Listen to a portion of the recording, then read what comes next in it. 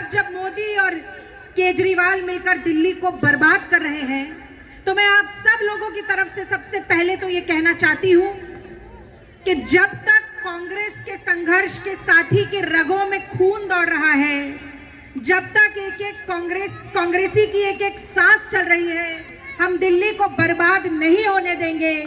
हम मोदी और केजरीवाल की चालों को कामयाब नहीं होने देंगे। हम अपनी दिल्ली को अपने हाथों से मजबूती देंगे। और सबसे पहले आप मेरे साथ इसीलिए एक बार जोरदार नारा लगाइए, Congress party, Congress party, Congress party, Sonia Gandhi, Rahul Gandhi, Priyanka Gandhi, Anil Chaudhary. और एक बार मैं चाहती हूं कि जोरदार तालियां आप सभी लोगों के लिए बजें जो आज भी इतनी विपरीत परिस्थितियों में कांग्रेस का झंडा लेके खड़े हैं, कांग्रेस का परचम ऊंचा उठाने के लिए खड़े हैं। मैं चाहती हूँ जोरदार ऐसी ताली बजे की गूंज एक एक भाजपाई और एक एक आप ही के कान तक जाए। जोरदार ताली बजाइए। मैं बहुत शुक्रगुजार हूँ कि आज दिल्ली प्रदेश कांग्रेस कमेटी के बहुत ही कर्मठ, बहुत ही जुझारू और जनता के मुद्दों को उठाने वाले ऐसे ओजस्वी प्रदेश अध्यक्ष जो थोड़ी देर में हमारे बीच में पहुंचने वाले हैं, अनिल चौधरी जी के नेतृत्व में ये पोल खोल यात्रा चल रही है। यानी ये जो झूठ, प्रपंच, नाटक, स्वांग का जो खेल खेला जा रहा है, खुला खेल चल रहा है दिल्ली और देश में, बीच बजरिया उसकी पोल खोलने का काम जो दिल्ली प्रदेश कांग्रेस कमेटी और अनिल चौधरी जी कर रहे हैं। आज हरिशंकर गुप्ता जी के नेतृत्व में, अनिल भारद्वाज जी के नेतृत्व में, मंगत राम सिंगल जी के नेतृत्व में, हमारे जिला अध्यक्ष मनोज यादव जी के नेतृत्व में, हरिकिशन जिंदल जी के नेतृत्व में, अशोक बसोया जी के नेतृत्व में, पंकज यहाँ पर बैठे हैं, हम सारे जो एक बड़ा परिवार है वजीरपुर विधानसभा का, हम सभी के कारण आज ये यहाँ पर संभव हो पाया। मैं बहुत दिल की गहराइयों से शुक्रिया अदा करना चाहती हूँ कि मुझे भी इस सभा को संबोधित करने का मौका मिला। तो अब देखिए देश में क्या हालात है। महंगाई की मार है, नौजवान बेरोजगार है, किसान लाचार है, महिलाओं की इज्जत तार तार है, सीमाओं पर लगातार प्रहार है, पेट्रोल डीजल 100 के पार है, ठप पड़ा हमारा काम धंधा और कारोबार है। ऐसी निकम्मी मोदी और केजरीवाल सरकार है। तो साथियों, आज ये बात हमें सोचनी पड़ेगी कि कांग्रेस का एक समय था जब इतने से बटुए में पैसा लेकर जाते थे और थैला भर के सामान लेकर आते थे, और बहुत ही जल्दी देश में वो समय आने वाला है कि थैला लेकर जाएंगे पैसे से भरा हुआ और बटुए में सामान लेकर आएंगे। ये हालात हो गए। महंगाई को डायन कहा जाता था जब कांग्रेस की सरकार थी। सखी सैया तो खूब ही कमात है, महंगाई डायन खाए जाते हैं। और आज वही महंगाई डार्लिंग बन गई है, गले लगा के चल रहे हैं महंगाई को मोदी जी। और कांग्रेस के समय में महंगाई थी तो कमाई भी थी। बेरोजगारी के चरम के समय पे, बेरोजगारी के इस आलम में महंगाई है और जनता की दुहाई है, कोई कमाई नहीं है। 45 साल में सबसे ज्यादा बेरोजगारी मोदी जी के राज में हमने देखी। आंकड़े बताते हैं कि 57% भारतीय ऐसे हैं जिनकी आय कम हो गई है। किसान की आमदनी को दुगना करने की बात ये लोग करते थे, 27 रुपया दिन किसान की आमदनी हो गई। ग्लोबल हंगर इंडेक्स में भारत 101वें नंबर पे पहुंच गया। यानी कि ये पाकिस्तान, नेपाल, भूटान, श्रीलंका सबसे ज्यादा भुखमरी हमारे देश में। तो विश्व गुरु बनाने की बात होती थी, आज विश्व गुरु बनाया है तो भुखमरी में विश्व गुरु बना दिया है हमारे देश को। ये हालात मोदी जी के समय पर हो रहे हैं। और कोरोना काल में हमने क्या नहीं देखा, 24 घंटे मरघटों पे जलती हुई लाश को हमने देखा है। दिल्ली के द्वारका में जो कुत्तों को दफनाने के लिए जो जगह थी उसमें लाशें जलाई गई। ये हाल मोदी और केजरीवाल ने मिलकर दिल्ली का कर दिया था, एक एक सांस के लिए मोहताज कर दिया था। तो मैं तो कहूंगी कि ना 15 लाख की फिक्र है, ना 15 लाख की फिक्र है ना 15 लाख की फिक्र है, ना अच्छे दिन की तलाश है। मोदी केजरीवाल के राज में सिर्फ जिंदा रहना ही विकास है। तो आप जिंदा बचे रहें, यही बहुत गनीमत की बात होती है। और सरदार पटेल जी की आपको पता होगा, देश में एक बहुत ऊंची सी मूर्ति बना दी गई है गुजरात में। वो सरदार पटेल इतनी ऊंचाई से भी देख रहे हैं तो उन्हें देश में कहीं अच्छे दिन नजर नहीं आ रहे हैं। आपको आ रहे हैं क्या? अच्छे दिन कहीं नजर आ रहे हैं क्या? तो कहाँ है? पूछना चाहिए मोदी जी से, कहाँ है? 2 करोड़ नौकरियां साल में कहाँ है? 15 लाख रुपए कहाँ है?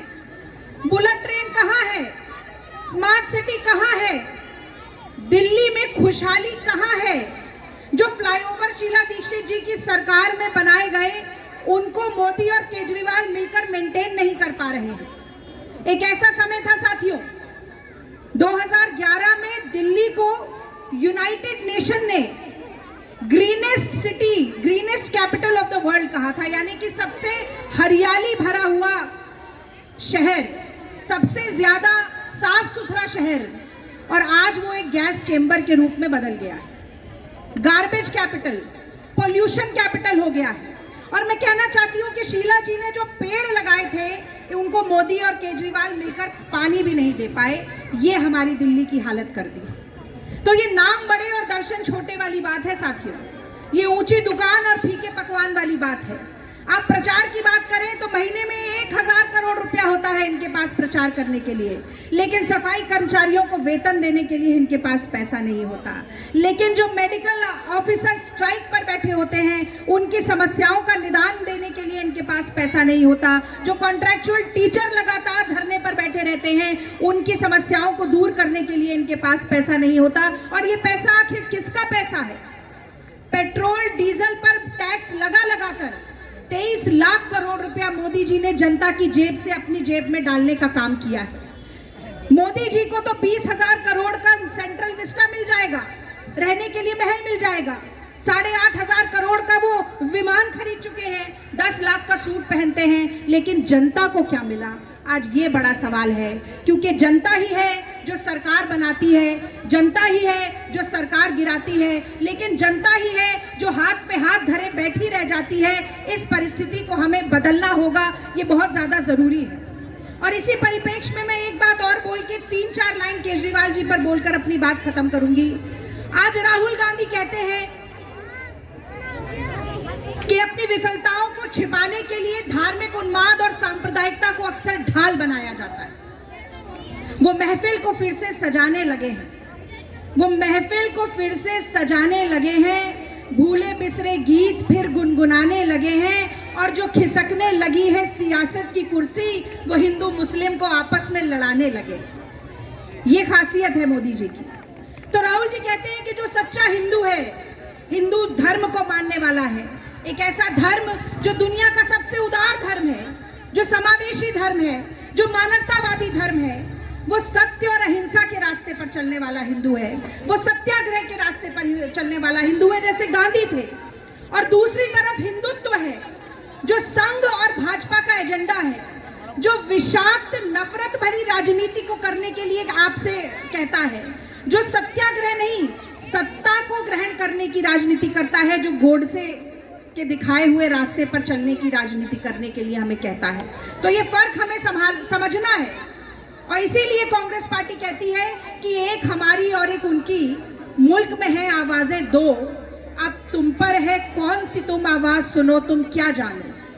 हम कहते हैं कि जात धर्म से इंसान की पहचान गलत, जात पे ना पात पे बटन दबेगा हाथ पे, ये कांग्रेस कहती है। हम कहते हैं कि जात धर्म से इंसान की पहचान गलत, वो कहते हैं कि सारे इंसान एक है, ये ऐलान गलत। हम कहते हैं कि भूल के नफरत प्यार की कोई बात करो, वो कहते हैं कि खून खराबा होता है तो होने दो।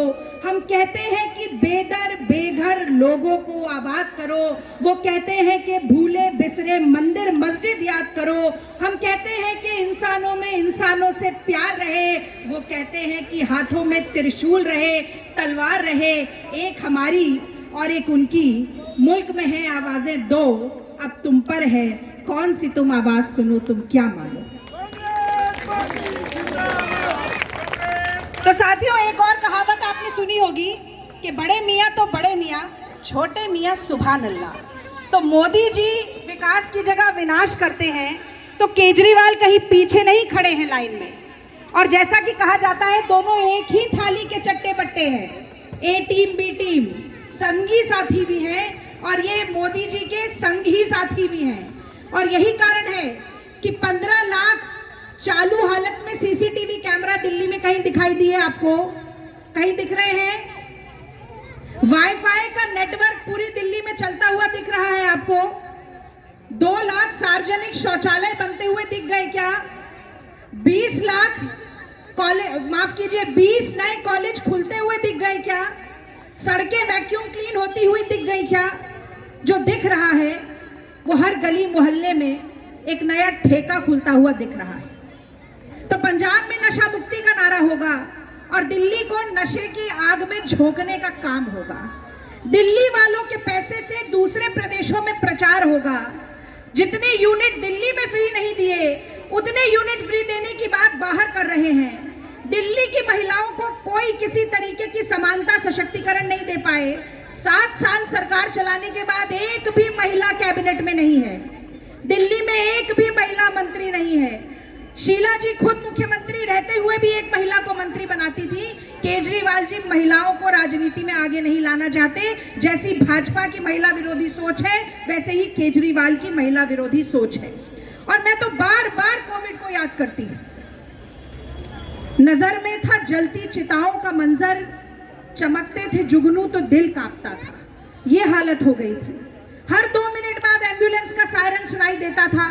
हर 10 मिनट बाद फोन बजता था और पता चलता था कि कोई जान पहचान वाला व्यक्ति, कोई परिचित या तो बीमार है या मौत की कगार पे खड़ा है। देश की राजधानी ने ऑक्सीजन सिलेंडर नहीं दिए, इलाज के लिए अस्पताल नहीं मिले और मरने के बाद शमशान नहीं मिले। ये हालत अगर 70,000 करोड़ का बजट दिल्ली का होने के बाद किसी मुख्यमंत्री के राज में होता है, तो मैं कहती हूँ लानत है, धिक्कार है ऐसे मुख्यमंत्री पर जो अपने प्रदेश के लोगों को जीने के लिए सांस नहीं दे सकता। और एक लंबी फहरिस्त है, बहुत ज्यादा समय नहीं लूंगी मैं। अपनी आय बढ़ाने के लिए 400 गुना विधेयक पास हो जाते हैं, पर जैसा कि मैंने बताया, कर्मचारियों की जब सैलरी देने की बात आती है तो मोदी जी की तरफ देखने लगते हैं। भाई भतीजावाद नहीं होगा, सबसे ज्यादा भाई भतीजावाद होता है। जो स्वास्थ्य मंत्री है, उनकी लड़की सौम्या जैन को ही बड़े पद दे दिए जाते हैं। निकुंज अग्रवाल खुद के भाई भतीजे को ही बड़े पद दे दिए जाते हैं। राव सब एवेन्यू में बड़ा बंगला ले लिया जाता है। पहले एफिडेविट पे लिख के दे रहे थे कि आम आदमी है जी, आम आदमी है। ये असल में मफरल लपेट कर अपना असली चेहरा छुपाए रहते हैं। इनके असली चेहरे को बेनकाब करने और समझने की बहुत ज्यादा जरूरत है। तो साथियों, बहुत लंबा नहीं बोलूंगी। आप जानते हैं कि अगर दिल्ली को विकास के पथ पर दोबारा ले जाने का काम कोई कर सकता है तो वो सिर्फ और सिर्फ कांग्रेस पार्टी कर सकती है। और मैं कांग्रेस के सभी साथियों की तरफ से आज भाजपा को और आम आदमी पार्टी को ललकार कर ये कहना चाहती हूं कि अभी तो सिर्फ परिंदे शुमार करना है, अभी तो सिर्फ परिंदे शुमार करना है। ये फिर बताएंगे कि किसका शिकार करना है। और बहुत गुरूर है दरिया तुझे रवानी पर, बहुत गुरूर है। हमें कहते हैं अरे इतनी सीटें बची, इतनी बची। बहुत गुरूर है दरिया तुझे रवानी पर। हमें भी जिद है कि दरिया को पार करना है, दरिया को पार करना है। इतने धैर्य के साथ मेरी बात सुनने के लिए आपका बहुत बहुत धन्यवाद। जय हिंद, जय भारत।